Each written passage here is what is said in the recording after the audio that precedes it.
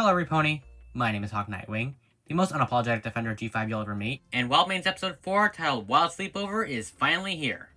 First off, I would like to apologize for taking so long to review it. I'm currently dealing with a very frustrating copyright block situation involving my friend the Blue EM2. He made a really awesome video essay on the music of G5, but it keeps getting blocked because he used clips from a new generation, and Netflix is very protective over the film. Long story short, I'm trying to re-edit the video from the re-upload, but YouTube continues to be as stubborn as it always is. It's really into my time, and I figured with absolutely nothing going right so far, I might as well knock out this episode and my speculation video for the next Tired Tale special in order to avoid completely going insane. So about the episode. Before going in, some people were telling me that this was the worst Wildmain's episode thus far, or that it was very boring. What do I think of it? Well, it's not the worst episode. That being said, it is boring. Like, it's fine, I guess, but yeah, I do have to agree with the consensus here. Now, I don't think there's anything necessarily bad or offensive about this episode, don't get me wrong. I definitely don't think it's the new worst episode of the series, like one of my commenters said. That's definitely an exaggeration, and I still consider Heard It Wrong to be the biggest missed opportunity from a writing standpoint. With this episode, it's just kinda cliche and boring. Not boring in an infuriating way for me like Tiny Trot, but boring as in, it's basically every sleepover story you've ever heard in fiction. Our favorite horses are at a sleepover party. Dreamer tells a ghost story. The other horses think they see a monster in real life and it freaks them out. But it's just Cherry sleepwalking. Yeah, that's basically it. Now, like I said in the previous review, I don't mind the fact that Wildmains is opting for more safe writing. I think it offers a nice counterbalance to Tired Tale's more dynamic and emotional writing, and kids can get something out of both shows either way. Sometimes when you're first starting out, simplicity is good. But this episode feels a bit too safe, even for this series. Anything that this episode offers, you could easily get out of any other show with this type of premise. As such, the derivative nature does hold it back quite a bit. I can see areas where they could have subverted the typical formula, maybe have there be an actual monster, or more realistically, attempt to teach a decent lesson about the fear of the unknown at night, but this episode doesn't really do that. Instead, the episode opts for the most obvious narrative choices like having our quote-unquote monster turn out to be one of the gang in disguise. And that is a bit disappointing, especially when so many other shows have already pulled out this trope. I was actually hoping it would shake things up a bit with a sleepover premise like this. Heck, the thumbnail got me the most intrigued I've ever been, like, ooh, Coco's running from a monster! But no, there's no monster.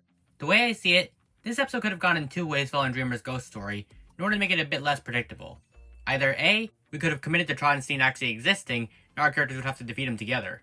Or B, Trottenstein isn't real, but instead of there being a chase across town, we could have had one of our characters, maybe Coco, take the story so seriously to the point where she starts fearing everything around her, thinking that this monster is waiting to pounce on her at any moment. Then Dreamer comes down in the last few minutes and tells her, it's just a silly ghost story, and you're kinda overthinking it, Coco. Both still would have been simplistic stories, sure, but they would have had unique twists to them all the same. And option B could have actually conveyed a pretty good moral. As is, the episode felt a bit too predictable, and it was definitely not helped by the description literally spoiling the whole plot. Oops. I think the opening few seconds was the only part that really caught my attention, due to being a very strong hook. Also, I'm a bit worried that they're not going to develop Candy beyond this simple influencer archetype, because it was way more pronounced in this episode. There doesn't seem to be more to her character beyond running a blog channel, so she's probably the weakest link out of the cast so far. I'm probably not going to get attached to her like I do for Pit Petals and G5, unless they flesh her out a bit more. There are a couple things I like, don't get it twisted. I like the name Trotstein, think the idea is interesting, and it could have played into some of our main characters' phobias a bit more. I enjoyed seeing our characters together as usual. Honestly, they have a really good group dynamic. I like seeing more sides of Dreamer's character. Finally, one thing I actually really love about this episode is the effective use of tension. Like, although the story was incredibly predictable, they really knew how to build up fake Trottenstein, both in the background and foreground, and there really was a feeling of dread. It's something I felt the other episodes lacked, and I could not compliment its use here. Honestly, had the monster been real, we could have really had some stakes. It's definitely a very wholesome and feel-good episode they had today, but one that relies on too many played-out tropes for me to really call it solid in its own right. Compared to the last episode, which did have a simplistic premise, but felt more character-driven and more like a personal story for Coco, this episode just felt a bit too safe. And it is a definite step down in quality. I can't even latch onto a new character here. I guess we got to see more of Dreamer, but she was already introduced in the last episode. So, I guess I don't like this episode, nor do I dislike it in any capacity. It's certainly fine on a fundamental level. I just wish it could have been more original with its story.